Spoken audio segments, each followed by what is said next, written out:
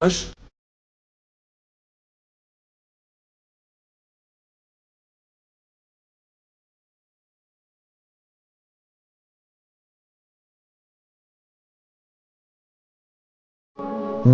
شر خلق الله بعد ابلیس و فرعون، بعد از ابلیس و فرعون بدترین خلق خدا چه کسانی هستند؟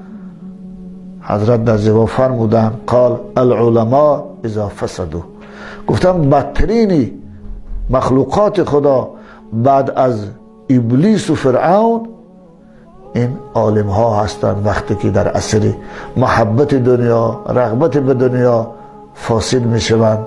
هم المظهرون للاباطل والکاتمون للحقائق، خصوصا همون عالم هایی که باطل اظهار میکنن، حکم ناحق اظهار میکنن، اما حکم حق از مردم کتمان میکنن، میپوشانن.